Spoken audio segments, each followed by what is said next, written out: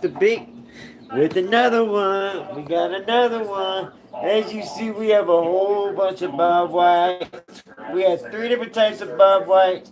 We have 10 different types of quail, and we have also some Shermans, which are the smallest chickens in the world. And as you see, they're very cute too. And we got our Belly Bell Bell keeping us honest. She always looks over the babies. Right in there, we got 500 bob white eggs. They ready to go. And we got a whole bunch of uh, black copper marines, some Shermas. Man, we're planning for the future. I just sold 100 one-day old babies. They were only 1 day old. And I sold 100 of them, all to the same person. They sold out that quick. They're going pretty fast now, I'll tell you what. Alright, here's the trick to keep your babies alive. The key is you got to keep your thing clean. And a lot of people go with the deep litter method, and I'm all for that. The only problem is if you can smell a bacteria or if you can smell something that smells funny, then it's time to change out the your stuff. And it can I love a deep litter method. And what you do when they're babies is you use the feed as your deep litter method. So the feed itself, you keep adding more feed every day. So right here is 3 days worth. I changed their house. I changed their pad the first day, and then after that, I just started building up on the layers. I just started adding more food on top of anywhere I see poop. So, first thing you want to do is you want to get this thing out the way. Okay. We 3D printed these legs, and they're half the amount. Oh no, I'm my baby. See how you can see there's more poop there now? This guy right here needs more therapy because he has a bad leg. So all we can do is hold his legs together and hold them just like that. Hold them just like this. Couple minutes a day. And that will build up his muscles in his hips to keep his hips together.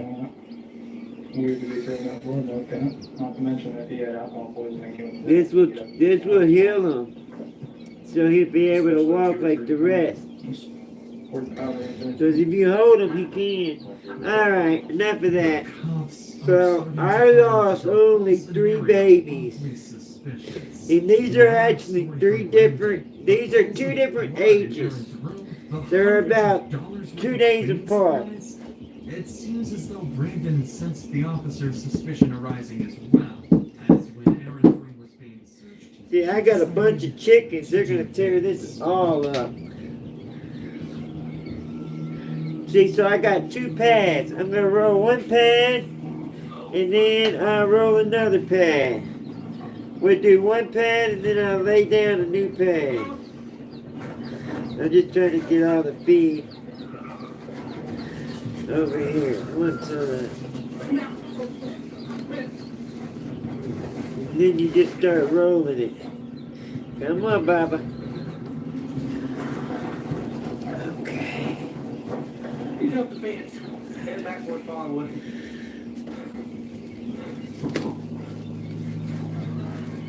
Somewhere between LaPorte and East Nine. Look at your house. Go up to the house. Get in the backyard. Possible 1043 suspect.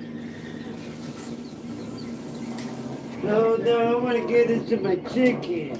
Damn it. I almost threw it all away. This little delay, and I'm going to have to clean that stuff up. Alright, let me get some blue pads. Great, where are my blue pads? Leads that might aid in finding Brandon.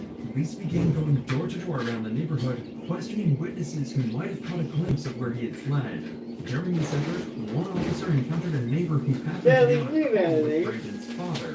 Jeremy. Quickly, the officer took the phone to speak with him directly. Hey, Billy. Okay, I want to try to get as much of this stuff as I can. Do you know where he is?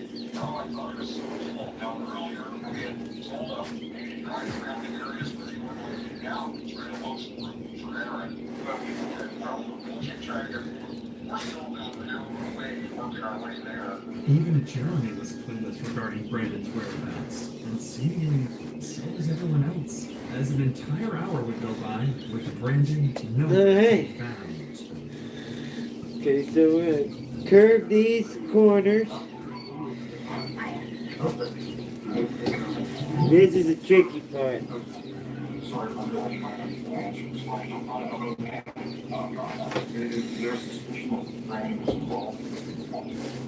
So you want to take these corners and you want to push forward.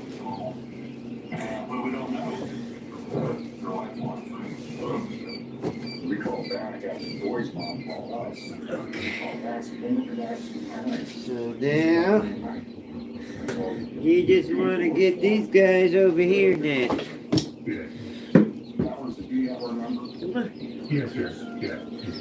While trying his best to assist the police with the investigation, Jeremy would return to his house, where he discovered Brandon's phone. Up until that point, Jeremy had been doing everything he could to help the police track down his son.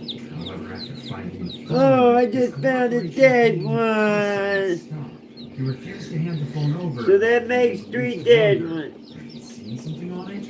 Or was he hiding something far more unsettling? Before we get to that, Jeremy is... Y'all ain't gonna like this in a minute, guys. Unfortunately, it can happen to any of us. Take that Torrance. Trust me, y'all gonna want to go over there. A truck struck her without warning. Morgan & Morgan fought for her in court and won her nearly $12 million. If you're seriously hurt, your injury could be worth millions. With over 1,000 attorneys, Morgan & Morgan will fight to give you the best results if you become their Why y'all client. gotta be so Let's difficult? begin. They do it all for free. In just the past few months, Morgan & Morgan has helped hundreds of people. One carpenter You little bugger! a verdict worth $12 million. Stop it! And another in Philadelphia, $26 million. That was 40 times more than their insurance offered. So if you have a injured, your case could be worth millions. It takes only a few minutes to see if you have a case. You can start your claim with Morgan & Morgan by visiting www.forthepeople.com/insanity found in the description, or by scanning the QR code on the screen from your phone's camera. With that said, let's get back to Jeremy, who will go on to discover Brandon's phone while searching around the house. Sorry, buddy. This was a huge discovery for the investigation. Trace where Brandon could have gone off to, but unfortunately, Jeremy was unwilling to give up the phone to cops until they could better understand the situation. After all, Brandon is his son, and he is innocent until proven guilty, so giving up the phone could be a tragic mistake.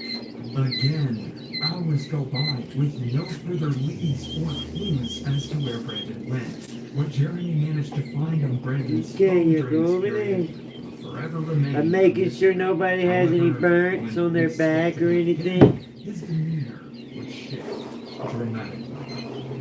Of course, I can use a scoop for it to be easier, but I don't want them to get hurt.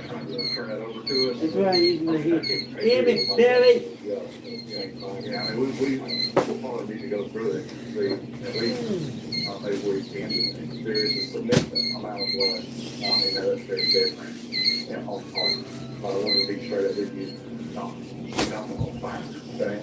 Appreciate that. Do you have a warrant that will keep the phone?